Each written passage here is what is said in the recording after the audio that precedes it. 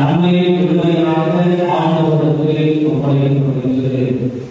இந்த சிலுவையானது மன்னிப்பை நமக்கு கொடுக்கிறது, ரட்சிப்பை நமக்கு தருகிறது, பராமரிப்பை நமக்கு கொடுக்கிறது,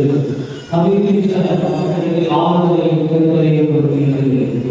கலைகளை நோக்கி நாம் நம்மை அடைகின்றது.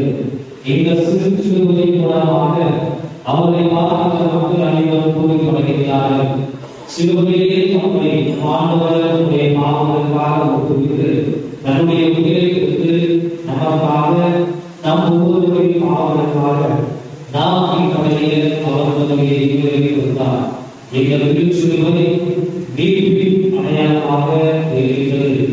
ஆறுதலில் அளிக்கின்ற இந்த சிலுவை இரக்கத்தையும் தியாகத்தையும் விடுதலையையும் பாதுகாப்பையும் வெற்றியின் சின்னமாகவும் தூய்மையையும் அன்பையும் மொழியையும் கொண்டு நட்பு ஆசீர்வாதம் போன்ற நற்பண்புகளை எங்கள் திருச்சிலுவையின் மூலமாக நாம் கற்றுக்கொள்ளலாம். எங்கள் திருச்சிலுவையை நமக்கு வழங்கி அளிக்கின்றது.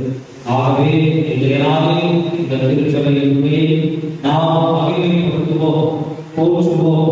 சிலுவையை ஆளுவதல்ல, மாறாக சிலுவையில்தான் நமக்கு மீட்பு இருக்கின்றது, சிலுவைதான் நமக்கு ஞானத்தை கொடுக்கின்றது என்ற ஒரு சிந்தனையோடு இந்த திருச்சிலுவையை நாம் வரவேற்போம். ஆமென்.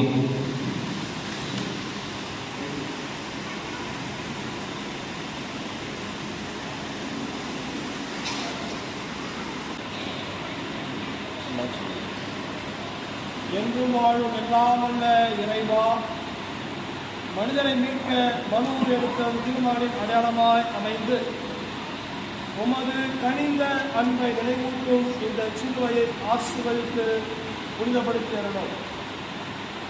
இது உம் மக்களுக்கு விசுவாச வாழ்க்கையின் சின்னமாகவும் மனிதனின் மீட்பாகவும் துன்பங்களின் ஆறுதலாகவும் எதிரிகளிடமிருந்து காப்பாற்றும் கருவியாகவும் வாழ்க்கையின் நம்பிக்கையாகவும் இருப்பதாக ஆண்டவராகிய கிறிஸ்து வழியாக மன்றாடுகின்றோம்.